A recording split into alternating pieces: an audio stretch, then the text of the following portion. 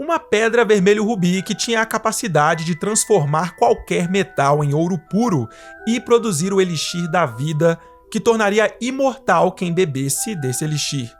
Produzir essa lendária pedra é um dos objetivos da alquimia, uma prática que lida com a transmutação de substâncias. Ela dá título ao primeiro livro e filme da saga de Harry Potter. Eu tô falando da Pedra Filosofal, e é sobre ela que eu vou falar nesse vídeo. Lumos Maxima.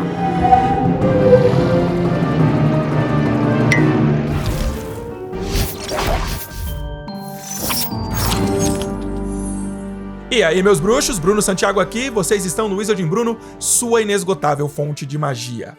Em 31 de julho de 1991, Rubio Hagrid recebe duas missões. Uma delas era entregar a carta de Hogwarts a Harry Potter e depois levá-lo para comprar os materiais da escola. E a outra era buscar um pequeno pacote no cofre 713, em Gringotts, o Banco dos Bruxos. E nesse pacote estava a Pedra Filosofal. Não se sabe exatamente a quem pertencia esse cofre, mas pode-se presumir que pertencia a Hogwarts, Dumbledore ou a Nicolau Flamel. Dumbledore temia que Lord Voldemort, que tinha sido derrotado por Harry 10 anos antes, tentasse roubar a pedra do Banco dos Bruxos. Assim ele achou melhor levar a pedra para o castelo de Hogwarts, onde ela seria guardada por uma série de encantamentos. E realmente, algumas horas depois de Hagrid pegar o pacote com a Pedra Filosofal em Gringotts, Quirinus Quirrell tentou roubar a pedra do cofre para restaurar Voldemort em seus plenos poderes. Em Hogwarts, a Pedra Filosofal ficava guardada no terceiro andar e os obstáculos que protegiam ela eram um cachorro de 3 cabeças, o Fofo, o cachorro do Hagrid, Visgo do Diabo, providenciado pela professora Sprout, chaves aladas encantadas pelo professor Flitwick, um tabuleiro de xadrez gigante, enfeitiçado pela professora McGonagall, um trasgo montanhês adulto, capturado pelo próprio professor Quirrell, que estava ali tentando roubar a pedra no fim das contas, um enigma de poções, criado pelo professor Snape, e por fim, a câmara onde estava o espelho de Ogezed. A única maneira de se obter a pedra era se o indivíduo que olhasse para o espelho conseguisse se ver possuindo a pedra, mas não a usando. Para conseguir pegar a substância lendária, como disse Dumbledore, só uma pessoa que quisesse encontrar a pedra, encontrar sem usá-la, poderia obtê-la. De outra forma, a pessoa só iria se ver produzindo ouro e bebendo o elixir da vida. Essa proteção brilhante foi idealizada e executada pelo próprio alvo Dumbledore. Aparentemente, a Pedra Filosofal estava bem segura atrás desses obstáculos, principalmente porque os alunos eram proibidos de acessar o terceiro andar. Porém, um dia, Harry, Rony, Hermione e Neville acabam parando no corredor do terceiro andar sem querer e se deparam com o cachorro de 3 cabeças e o alçapão embaixo de suas patas. E a partir daí, o trio de ouro começa a suspeitar que poderia haver algo de estranho em Hogwarts. E as suas suspeitas são confirmadas quando Harry vai até a sala dos professores e se depara com Snape, cuidando de sua perna que estava sangrando, lacerada. Snape expressava para Filch toda sua frustração por não conseguir ficar de olho em 3 cabeças ao mesmo tempo. A partir daí, Harry, Rony e Hermione deduzem que Snape devia ter tentado passar pelo cachorro de 3 cabeças. Quando questionam Hagrid sobre isso, o meio gigante diz: esqueçam aquele cachorro e esqueçam o que ele está guardando.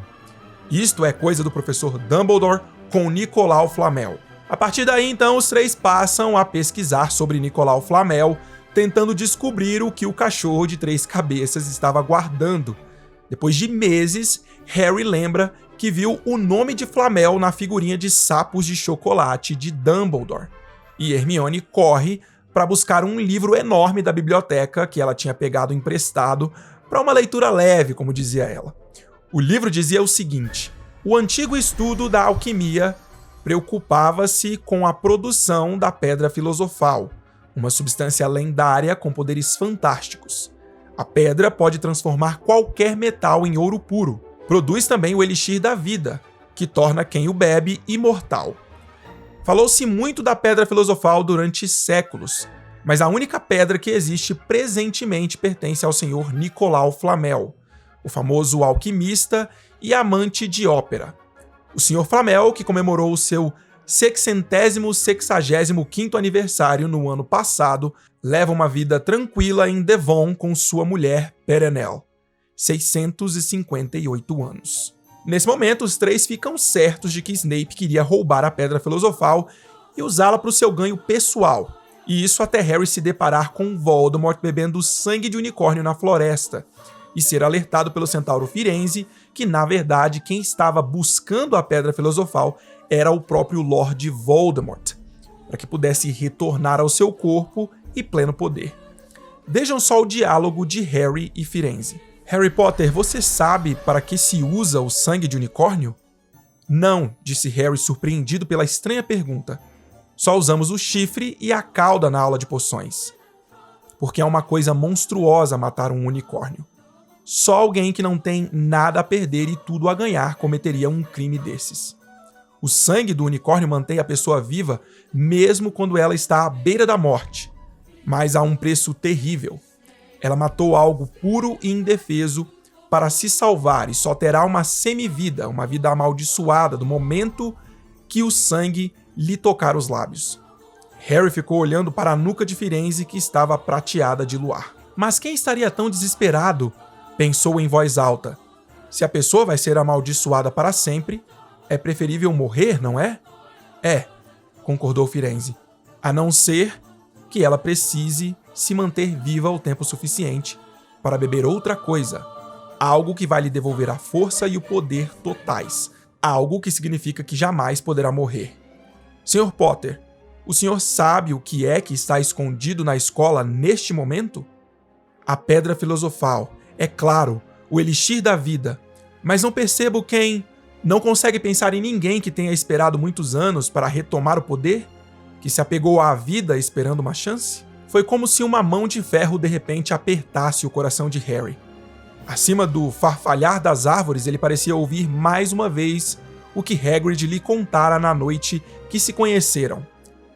Tem quem diga que ele morreu. Besteira, na minha opinião. Não sei se ainda tinha humanidade suficiente para morrer. Você está dizendo, Harry falou rouco, que aquele era E aí o Firenze interrompe Harry e deixa claro que era Voldemort que estava à procura da pedra. A partir daí, Harry, Rony e Hermione ficam muito preocupados com tudo isso e passam a acreditar que Severo Snape queria roubar a pedra não para ele, mas para Voldemort. Só que eles não são levados a sério nem por Hagrid e nem pela professora McGonagall. Quando Dumbledore deixa a escola por um suposto assunto urgente do Ministério da Magia, e eles descobrem que Hagrid tinha acidentalmente revelado a um estranho como acalmar o seu cachorro de 3 cabeças, eles então resolvem descer o alçapão e tentar impedir Snape de pegar a Pedra Filosofal. Os garotos passam pelos primeiros obstáculos que protegiam a pedra e depois disso, Rony acaba sendo nocauteado durante a partida de xadrez. Hermione volta até ele depois de resolver o enigma das poções e apenas Harry segue em frente para enfrentar quem ele achava que seria Snape. Só que ao invés de encontrar seu professor de poções, Harry encontra seu professor de defesa contra as artes das trevas, Quirinus Quirrell. E então ele fica frente a frente com o homem que matou os seus pais, já que a face de Voldemort estava na parte de trás da cabeça de Quirrell. E como Harry não queria a pedra para usá-la e sim para impedir que Voldemort a pegasse, ele consegue encontrar a pedra. Depois de um embate que acaba matando Quirrell e deixando Voldemort novamente sem corpo, Harry desmaia e Dumbledore chega a tempo de salvá-lo. Quando Harry e Dumbledore conversam na ala hospitalar uns dias depois, o diretor revela ao garoto que a Pedra Filosofal tinha sido destruída. Harry se preocupa com Nicolau Flamel, que usava o Elixir da Vida para se manter imortal. E Dumbledore responde o seguinte: eles têm Elixir suficiente para deixar os negócios em ordem e então, eles vão morrer. Para Nicolau e Perenelle, na verdade, é como se fossem deitar depois de um dia muito, muito longo. Afinal, para a mente bem estruturada, a morte é apenas a grande aventura seguinte. Você sabe, a pedra não foi uma coisa tão boa assim. Todo o dinheiro e a vida que a pessoa poderia querer. As duas coisas que a maioria dos seres humanos escolheriam em primeiro lugar. O problema é que os humanos têm o condão de escolher exatamente as coisas que são piores para eles. Agora que a gente já estabeleceu aqui a origem e trajetória da Pedra Filosofal, quem era Nicolau Flamel em Harry Potter? Bom, por mais que em sua juventude Gilderoy Lockhart tenha alegado para todos que quisessem ouvir que ele conseguiria produzir uma Pedra Filosofal antes de terminar seu tempo de estudante em Hogwarts, Nicolau Flamel foi o único bruxo conhecido que conseguiu criar a pedra. Ele nasceu no século XIV e em sua juventude estudou na Academia de Magia Beauxbatons, na França. Lá ele conheceu Perenelle, com quem ele se casou. Há uma fonte magnífica no centro do Parque da Escola Francesa que leva o nome deles, e acredita-se que sua água tenha poderes de cura e beleza. Em algum momento do século XIV, Flamel conseguiu produzir com sucesso uma pedra filosofal. Sabe-se que ele e sua esposa usaram desde então o elixir da vida para se manterem imortais, mas não há confirmações do uso deles do ouro produzido pela pedra. Porém, disse que o castelo de Beauxbatons e o terreno da escola foram parcialmente fundados por ouro alquímico. Então podemos presumir que Nicolau e Perenelle provavelmente usaram o ouro produzido pela Pedra Filosofal na escola em que ambos estudaram. No final dos anos 1890, Flamel começou a se corresponder com o brilhante alvo Dumbledore, na época ainda estudante em Hogwarts. Posteriormente, os dois viriam a desenvolver em parceria um trabalho em alquimia. Além disso, Flamel também ajudou Dumbledore na resistência a Grindelwald, oferecendo sua casa como uma casa segura para potenciais aliados. Por mais que ele seja muito importante no primeiro livro e filme da saga de Harry Potter, a única aparição do famoso alquimista Nicolau Flamel no Wizarding World é no filme Animais Fantásticos, Os Crimes de Grindelwald. Em 1927, o magizoologista Newt Scamander, Tina Goldstein, Jacob Kowalski e a Sufcama precisam usar a casa de Flamel em Paris como um esconderijo temporário. Jacob Kowalski se assusta com Nicolau e pergunta se ele é um fantasma.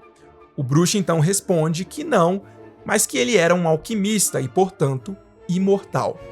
Flamel consegue ver que Grindelwald iria promover uma reunião para seus seguidores no mausoléu dos Lestrange. Depois que o Bruxo das Trevas usa o Protego Diabólica, um tipo de feitiço das trevas muito poderoso que nenhum dos bruxos presentes sabia como anular, Nicolau Flamel chega e orienta os bruxos de como poderiam fazer o contrafeitiço, e assim eles conseguem eliminar o efeito do feitiço de Grindelwald e salvam Paris da destruição que ele causaria. Mais tarde, Flamel se muda com a esposa Perenelle para Devon, na Grã-Bretanha, lá pelos anos 1990, e depois que Voldemort tenta 2 vezes roubar sua Pedra Filosofal, ele conversa com Dumbledore e decide destruir a pedra. Ele tinha elixir o suficiente para deixar sua vida em ordem, e depois disso ele morre com 665 anos. Inicialmente, a autora J.K. Rowling planejava que a alquimia, a especialização de Flamel, seria uma matéria obrigatória para os alunos de Hogwarts desde o primeiro ano. Porém, acabou ficando definido que a alquimia seria uma matéria optativa, oferecida apenas aos alunos no nível dos Niens, ou seja, no 6º e 7º ano, se houvesse uma demanda o suficiente de alunos. Não é mencionado se algum dos estudantes de Hogwarts, na época em que Harry estava lá estudando, tenha estudado essa matéria. Mas a alquimia não existe apenas em Harry Potter. Acredita-se que a alquimia começou a ser praticada nos meados de 300 anos antes de Cristo no Egito. Um dos textos alquímicos mais importantes é a Tábua de Esmeralda, e é dito que nesse texto existem os segredos da matéria-prima do universo. Esse texto teria sido escrito pelo deus egípcio Thoth, chamado pelos gregos de Hermes Trimegisto. A alquimia foi muito praticada na Europa, Oriente Médio, Índia e China. Na China estava ligada ao taoísmo e à medicina tradicional chinesa, e na Índia também tinha fins mais medicinais. Porém, no Oriente Médio e no Ocidente, a alquimia tinha outros objetivos: transformação de metais em ouro, criar o elixir da vida, desenvolver um solvente universal e também a criação do chamado homúnculo, ou seja, uma vida humana artificial criada de objetos inanimados. Os alquimistas ocidentais escreviam suas descobertas em códigos e usando analogias, e por isso, até hoje, não sabemos o que muitos dos escritos alquímicos querem dizer exatamente. Pode parecer que os alquimistas seriam magos ou cientistas malucos, mas, na verdade, eles eram em geral metalúrgicos, médicos e filósofos, tentando entender mais profundamente o mundo ao seu redor. Eles tinham uma crença baseada nos escritos de Aristóteles, que toda a matéria é formada por 4 elementos, sendo eles fogo, ar, água e terra. Segundo Aristóteles, cada um desses elementos tem 2 qualidades opostas associadas: quente ou frio, úmido ou seco. Tipo, o fogo é quente e seco, o ar quente e úmido, a água fria e úmida, e a terra fria e seca. A partir disso, os alquimistas pensavam em como cada elemento poderia se transformar alterando uma dessas qualidades. Mais tarde, eles adicionaram mais 3 elementos: mercúrio, enxofre e sal. Eles acreditavam que esses 3 elementos eram combinados em misturas para criar metais e seres vivos. E isso nos leva a uma das principais buscas alquímicas, a transmutação de metais. Os alquimistas tinham como um grande objetivo descobrir como transformar chumbo em ouro, acreditando que seria apenas uma questão de mudar a composição do chumbo para chegar no metal precioso. E, claro, a pedra filosofal. Nunca houve registros de algum alquimista ter realmente conseguido criar uma pedra filosofal, mas ela era de fato um dos maiores objetivos da alquimia. As instruções para a criação dessa pedra variavam, mas envolviam geralmente o processo de aquecer um certo número de materiais. Esses materiais, então, passariam por algumas mudanças de coloração: preto para branco, branco para amarelo e, por fim, vermelho. No seu estágio vermelho seria a pedra filosofal. E quando aquecida com outros metais, a pedra transformaria o metal em ouro. E se uma parte fosse transformada em pó e dissolvida em vinho, então se criaria o elixir da vida. A criação da pedra filosofal foi a obsessão de muitos alquimistas na Idade Média e Renascença. E criá-la seria considerado criar uma grande obra-prima, ou magnum opus, em latim. Além disso, a alquimia foi muito importante para o surgimento da química como ciência, por exemplo. Robert Boyle, considerado o pai da química, foi um dos responsáveis por transformar a alquimia em química através do uso do método científico. E é dito também que o físico e matemático Isaac Newton também se interessava por alquimia. E sim, Nicolas Flamel realmente existiu. Ele viveu na França e foi casado com Perenelle Flamel, mas ele não morreu nos anos 90 como em Harry Potter, e sim em 1418. Ele era um escrivão que posteriormente virou dono de uma livraria e tinha fascinação pelo estudo da alquimia. Porém, existe uma lenda que diz que Flamel teria realmente conseguido criar a pedra filosofal, transformar chumbo em ouro e beber o elixir da vida. Então, para mim, fica claro que foi nessa lenda que J.K. Rowling se inspirou para criar o personagem dela, fazendo com que em Harry Potter ele tivesse realmente conseguido criar a pedra filosofal.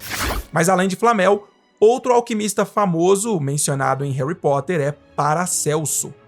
Nascido em 1493, ele teve muitos escritos sobre alquimia. Em Harry Potter, ele tem uma figurinha nos sapos de chocolate e há um busto seu em um dos corredores de Hogwarts. Em sua vida, Paracelso contribuiu muito para o campo da medicina, tendo sido ele próprio um médico notável.